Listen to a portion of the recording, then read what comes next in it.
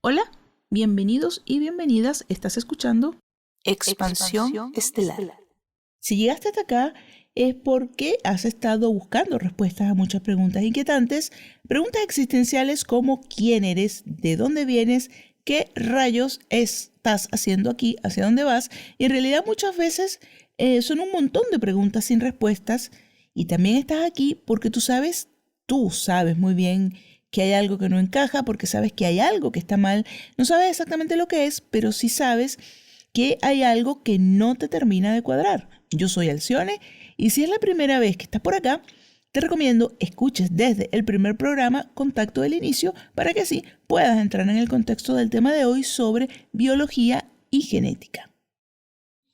Cuando empecé a querer saber un poco más sobre el verdadero origen de la humanidad, de dónde venimos realmente, me topé con una historia muy potente sobre los llamados Anunnakis y la creación del ser humano, descrita en las tablillas sumerias, donde cuentan la historia de estos seres, los Anunnakis, que provenían de las estrellas. Y bueno, y ahí entra en juego el relato también de Enki y Enlil, que es un tema para otro episodio, pero adelantando un poco, Enki y Enlil no eran personas, eran pueblos. Al igual que Adán y Eva, no eran individuos, sino que grupos de personas. Era la raza de los Adanes y la raza de las Evas. En las tablillas sumerias se relata el cómo estos seres crearon al humano en base a modificar genéticamente una especie primitiva que ya habitaba el planeta, de lo que resultó una especie nueva que vendría siendo el ser humano, o sea, nosotros. Y que el ser humano fue creado para trabajar en minas sacando oro, y este oro lo requerían estos creadores genetistas, que eran precisamente los dioses de la antigua Sumeria. Este relato en parte es bastión de los que seguimos pensamientos alternativos a la historia oficial. Por mucho tiempo me dediqué a informarme sobre este tema que me parecía muy interesante y me parece muy interesante. Y de repente, muy rápidamente, o no sé, por lo menos yo lo percibí así, este tema de los Anunnaki y de las tablillas sumerias comenzó a popularizarse como demasiado rápido. O sea, allá estaba apareciendo información de las famosas tablillas sumerias y su contenido revelador. Bueno, claro que autores como Zecharia Sitchin ya habían tocado este tema en el 76, donde él habla de esto en el libro que se llama El Planeta 12. Pero claro, en esa época no había medios de comunicación de difusión masiva como lo hay ahora. Y por eso pienso que no estaba tan difundida esta información. En fin, que los sumerios y los Anunnakis y todo sobre las tablillas sumerias comenzaron a hacerse muy popular. O sea, tanto que ya hasta estaba comenzando a escuchar este tema en los medios de comunicación masiva, o bueno, en los medios de desinformación masiva. Y algunos de estos aludiendo a esto como el origen oculto de la humanidad como tal, y otros mofándose, obviamente, y ridiculizando el tema. Y se me ocurrió pensar, ¿y si este relato es un distractivo de los controladores para seguir ocultando el verdadero significado de quiénes somos en realidad? No sé, a mí se me ocurrió plantearme esta duda mientras, claro, seguía investigando toda esta información, porque hay mucha información a la que echar mano para saber de qué se trata todo este tema de las tablillas sumerias y los Anunnaki. Pero de repente, no sé, a mí me pareció un poco sospechoso, no sé, una intuición o una mala espina de el por qué esto estaba siendo así de popular. Yo no desestimo completamente toda la información de la civilización sumeria y de los Anunnakis, porque claro, es una parte de la historia, pero como siempre, y como todas estas cosas, solo es una parte de la historia. Entonces, claro, poniendo las cosas en contexto, yo me pregunté, por ejemplo, ¿por qué no había estado siendo tan difundido el hecho de que muchas de las momias egipcias de la realeza, el alto linaje egipcio, tenían cabello que eran de color rojizo o amarillo? Entonces, ¿cómo es posible que la realeza egipcia fuera de raza claramente caucásica? Hay ejemplos de todo esto, por ejemplo, no sé, yo tengo libros de historia de arte egipcio y todas estas cosas, donde todo siempre es como muy confuso, muy difuso. Las fotos de las momias siempre están en blanco y negro, o los bustos que representaban estas figuras egipcias siempre tienen unos colores así como medios desteñidos o no son fieles, porque había muchos bustos que tenían los ojos azules, como sin ir muy lejos, el Udiad, que es el ojo de Horus, no en vano es de color azul, por algo es de color azul. O sea, si tú estás representando un tipo de persona que vive en esa zona, no son precisamente ni de cabellos claros ni de ojos azules, de ojos claros. Entonces, bueno, también tenemos el ejemplo de la esposa del faraón Zoser, que tenía un nombre un poquito difícil de pronunciar y no sé si se pronuncia exactamente así. Ella se llamaba Etefernepti, que ella tenía el cabello muy largo y muy rubio. En el Museo del Cairo también, así de descarado, está la momia que pertenece a Khuyu, creo que se pronuncia así también, que era presuntamente la bisabuela de Tutankamón, con una resplandeciente melena rubia muy bien conservada y como muchas cosas a vista y paciencia. Bueno, que más a vista y paciencia que el propio fenómeno de la construcción de las pirámides. Y bueno, nada, esta momia está ahí con su cabello bien rubio a la vista de todos los que visitan el museo, que claramente no son pocas personas. Y tomando todo esto en cuenta, pues indudablemente parte del alto linaje egipcio eran nórdicos. Nos ocultan este tipo de verdades sistemáticamente porque básicamente todo lo que nos han contado no es cierto. Porque si esta información se hiciera tan popular como la de los Anunnakis, yo creo que quizás podría generar aún más preguntas e incongruencias con el relato de los egiptólogos, el relato oficial. Entonces, por eso esto me hizo dudar un poco en que en realidad la historia de los Anunnakis era una mezcla de verdades y desinformación. Parte de una historia que le resulta muy útil y oportuna que conozcamos para que precisamente nos alejemos de la real naturaleza de quienes somos. Y por supuesto, después pude entender que esto se trata de capas de desinformación o disidencia controlada. En el programa de hoy, Esbarú nos explica el por qué no hemos podido ser creados en un tubo de ensayo por estos Anunnaki genetistas. Por una razón sencilla. Bueno, es una razón bastante compleja, pero resulta sencilla de exponer, porque nosotros no somos este cuerpo y la genética se forma en planos superiores. Viene dada de planos superiores y entender esto es clave para saber qué somos y de dónde provenimos y cómo se manifiesta nuestra existencia en este 3D. Entonces, hoy ya nos vamos adentrando en explicaciones un poco más complejas, pero muy bien explicadas. Son conceptos que hay que prestar mucha atención porque explican qué somos y de dónde venimos. En la conversación que inició Robert del canal Despejando Enigmas con Esbarú, quien es una de las chicas de la raza taigetiana del planeta Erra, Esbarú hace una larga y precisa exposición de por qué no es posible modificar genéticamente un organismo complejo, como lo somos nosotros, los seres humanos.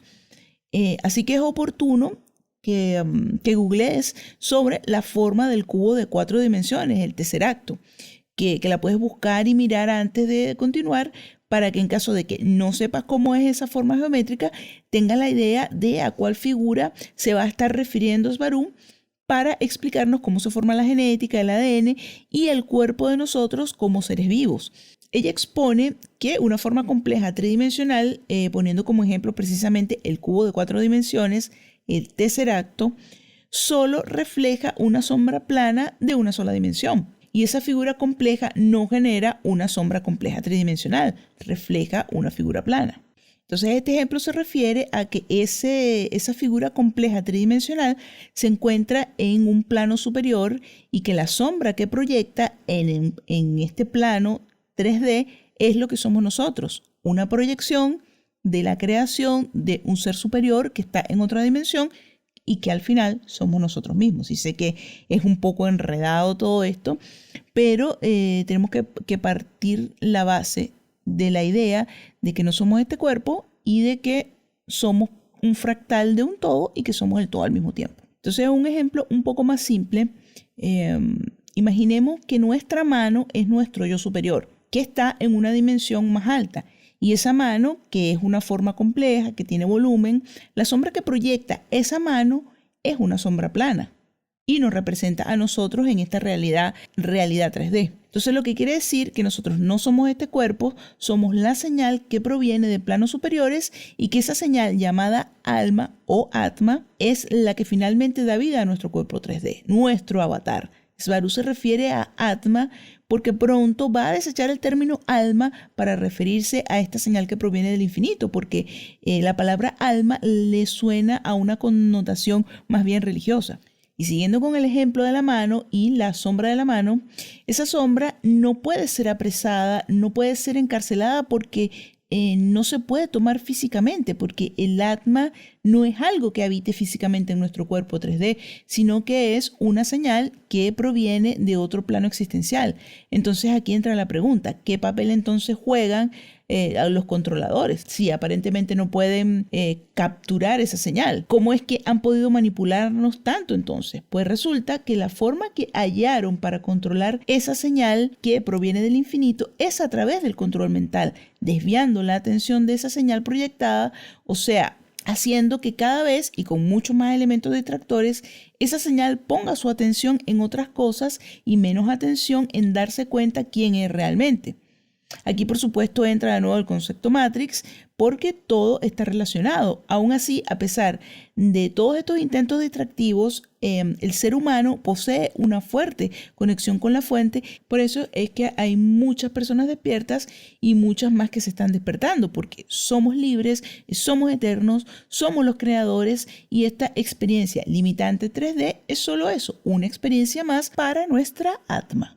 Y bueno, también destacar que si bien este artículo está escrito por Svaru, recordemos que ella además basa sus investigaciones en autores terrestres más sus archivos históricos. Lo interesante es, como bien dije, el mensaje y no el mensajero, ya que esta información es información terrestre de igual manera, solo que ella nos la alcanza de manera un poco más ordenada y de manera asequible, y mucha información también que está en inglés está traducida al español.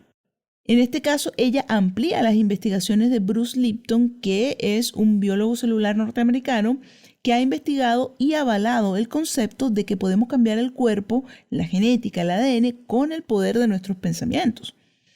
Uno de sus bestsellers se llama justamente La biología de la creencia, donde él propone la liberación del poder de la conciencia, y en este libro él describe en palabras muy sencillas y ejemplos cuáles son las rutas moleculares a través de las que nuestras células se ven afectadas por nuestros pensamientos mediante efectos bioquímicos de funciones cerebrales. Él explica que los genes y el ADN no controlan nuestra biología, sino que es el ADN el que está siendo controlado por señales procedentes del medio exterior celular, y estas señales son nada más y nada menos que los mensajes que vienen directamente de nuestros pensamientos positivos y negativos, y que son mensajes evidentemente muy poderosos. Y aunque suene complejo, simplemente se trata de la premisa de que si cambiamos nuestra forma de pensar, podemos cambiar nuestro cuerpo. Y por supuesto que esto propone un cambio de paradigmas, y claramente que esto no está avalado por la comunidad científica, que no solamente no acepta sus ideas, sus investigaciones, sino que las considera sin ninguna relevancia. Y es justamente esta parte de la conciencia lo que la ciencia desacredita, la ciencia que se nos muestra a nosotros claramente, porque hay un componente que no desean tomar en cuenta en esta ecuación, porque sería el inicio del despertar a saber quiénes somos en realidad, que vivimos en un mundo, en un universo mental, y descartar que somos mente, estamos descartando la propia esencia de la naturaleza de nuestra realidad. La voz que escucharás a continuación es mi voz, que representa a la voz de Robert, y la voz con un pequeño efecto representa a Svaru Derra. En el audio he descrito lo que en algunos momentos se muestra en el video como cuando dicen en esta imagen a continuación. Entonces yo lo que hago es ir narrando, y en español neutro, todo lo que describen todo lo que muestran en el video. Y el resto, como siempre, no he agregado ni quitado absolutamente nada que altere el mensaje. Puedes seguirme en Instagram y YouTube como Expansión Estelar. También puedes apoyarme en la plataforma de Libri. Además, puedes escucharme a través de Spotify, iTunes Podcast e eBooks. Y si te ha gustado el programa, lo has disfrutado y sientes que a alguien más podría interesarle, compártelo o déjame algún mensaje en alguna de mis redes sociales. Comencemos.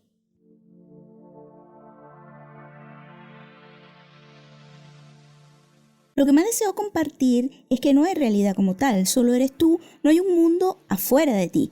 Aún los del lado que mantienen el materialismo lo defienden, usan el objetivismo como argumento principal, pero no hay objeto ni objetivismo sin un yo que lo genere. Todo acaba siendo mente. Ahora no sé hacia dónde dedicarme, si a describir biología molecular, genética avanzada o ya movernos hacia Matrix. Si vamos a hablar otra vez de genética, debo escribir un papel breve porque sí son conceptos que se debe tener cuidado en cómo expresarlos porque derrumban la ciencia genética terrestre. Los dos temas son súper interesantes, Esbarú. Por favor, donde tú quieras.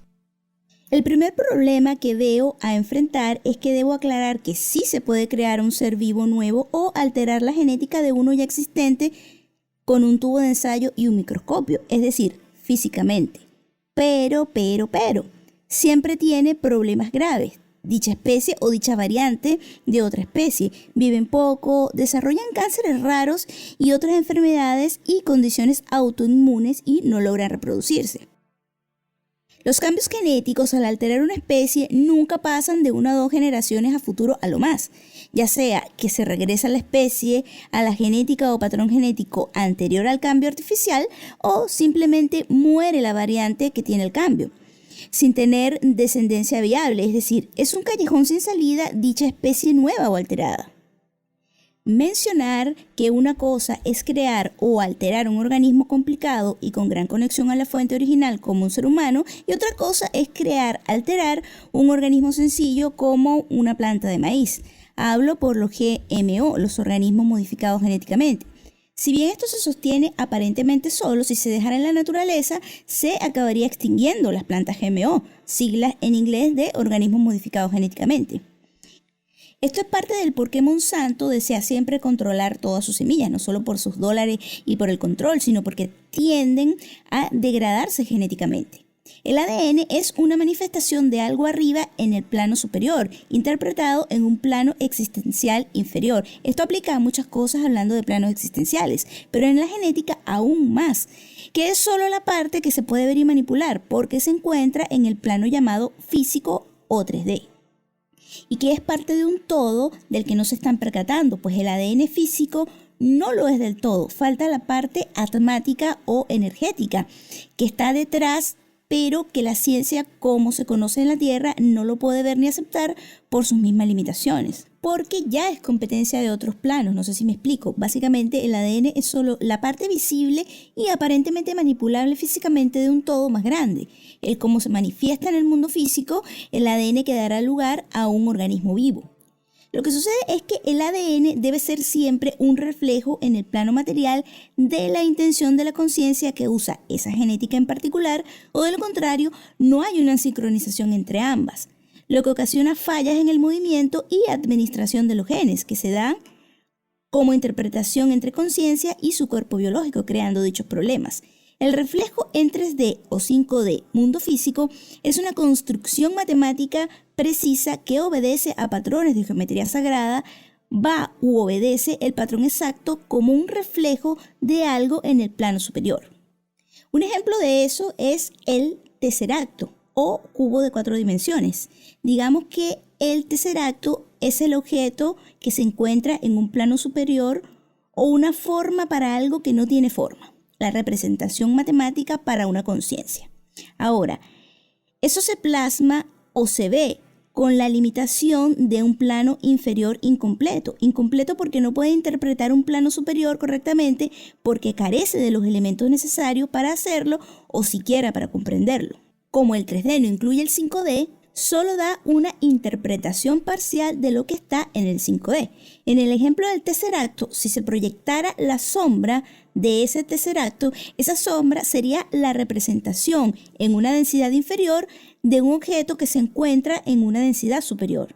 En este caso, un objeto tridimensional se refleja como un patrón bidimensional en el suelo. Pero ese reflejo, que es una interpretación limitada de algo que está en un plano superior y que no puede interpretar correctamente, no es algo casual. Puede ser por diseño desde el plano superior para tener una proyección abajo con resultados premeditados muy exactos. Lo que se percibe como realidad es solo un reflejo inexacto de algo más complejo arriba generándolo, pero eso lo estoy aplicando a la genética ahora.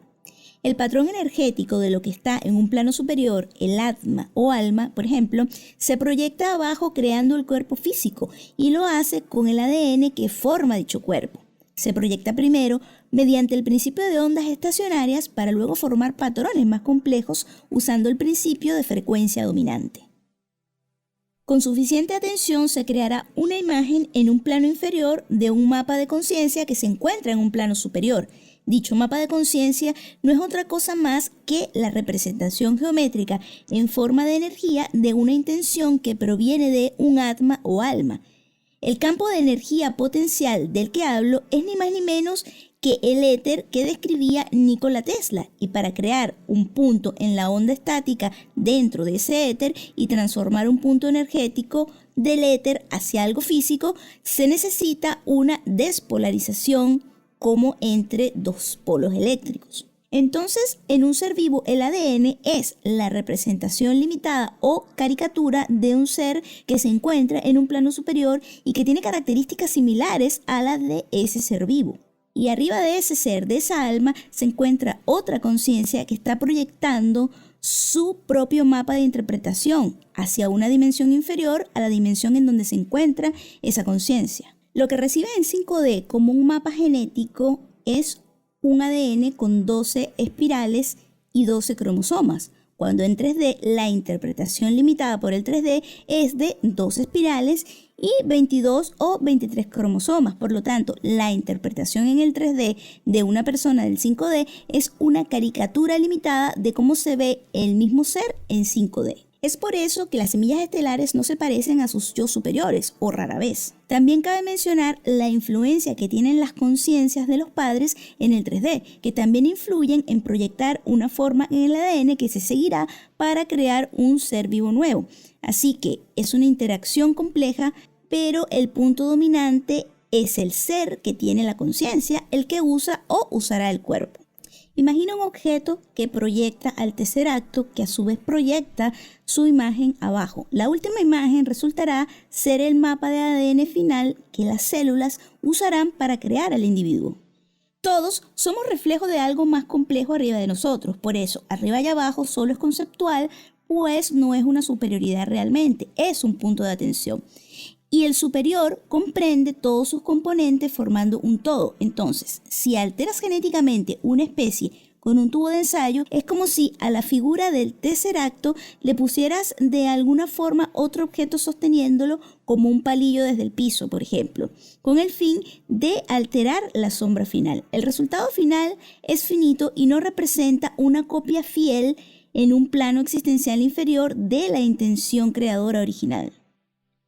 Lo que quiero decir es que al alterar con tubos de ensayo y microscopios un organismo, es una vez más ciencia reduccionista, que no comprende que el ADN tiene sus bases en el mundo etérico, en planos superiores, y que es imposible de separar de su creador, objeto del que se proyecta la sombra que reside en dicho plano superior. La única forma de alterar permanentemente un organismo o de crear uno nuevo es alterando el original desde arriba, y esto solo se puede lograr ya sea estando en ese plano superior o accesando a ese ser en el plano superior, alterando su percepción para que a su vez altere su intención creadora, es decir, usar control mental, y esto se logra con control y manipulación de percepción. Esto se hace para que el tercer acto decida cambiar su forma para cambiar lo que proyecta en el plano inferior.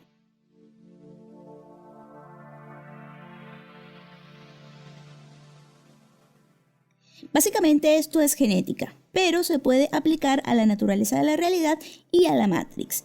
Y es el por qué las tablillas sumerias solo son otra Biblia, solo más manipulación. Los genes no son cosas estáticas que solo son y están allí. Son dinámicos y se mueven todo el tiempo, se modifican, se apagan, se encienden de acuerdo a la necesidad, se crean nuevos, se guardan viejos, pero nunca se destruyen. Esto ya se comprende en la Tierra, pero a manera bastante básica aún, con el valioso trabajo del Dr. Bruce Lipton.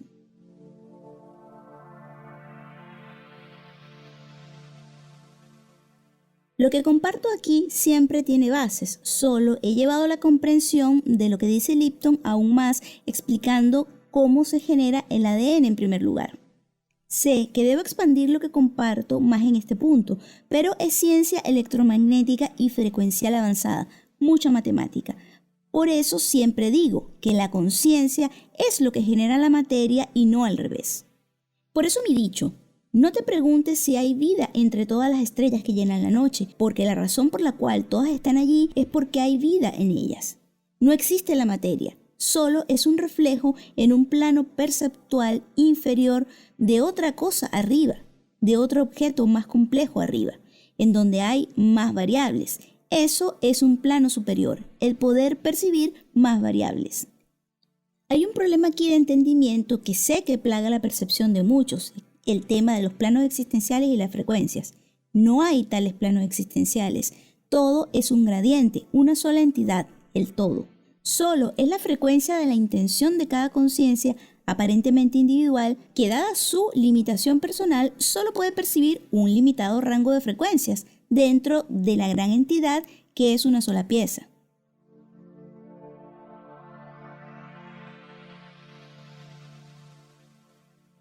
Si un grupo de personas solo percibe lo que llamamos el 3D, es solo porque tienen el acuerdo de solo percibir un rango determinado. El mapa genético de una persona en 3D es solo el reflejo del reflejo del reflejo del yo total arriba. Entre más arriba en frecuencia, más complejidad genética, más abajo, menos detalles, y todos son parte del todo.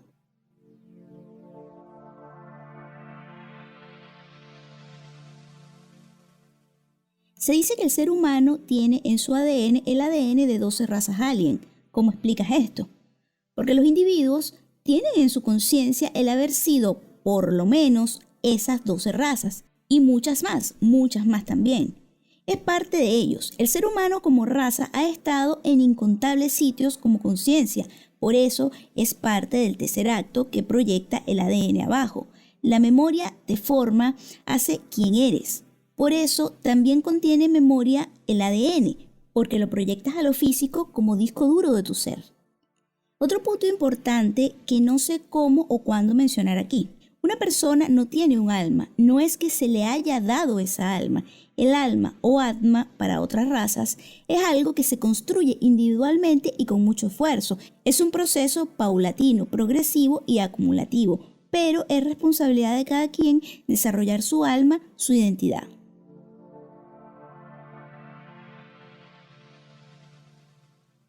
¿Tiene sentido lo que te he dicho hoy? Muchos, Barú, gracias. Una pregunta. Cuando hablas de otras razas y el alma, ¿quieres decir que nosotros los humanos somos afortunados por tener un alma o atma? Gracias. Una vez más, no es algo que se tiene o no se tiene. Varían en grados, en digamos qué porcentajes. Dichos porcentajes de alma se podría decir que es el grado de conexión con la fuente original o el gran yo original, que no lo veo como Dios como concepto, sino como la suma de las conciencias individuales creando el todo. Una más arriba, y así ves que la de arriba crea la de abajo, como lo expuse hoy. Son afortunados porque tienen mucha conexión con la fuente, cuando otras especies tienen casi nula conexión.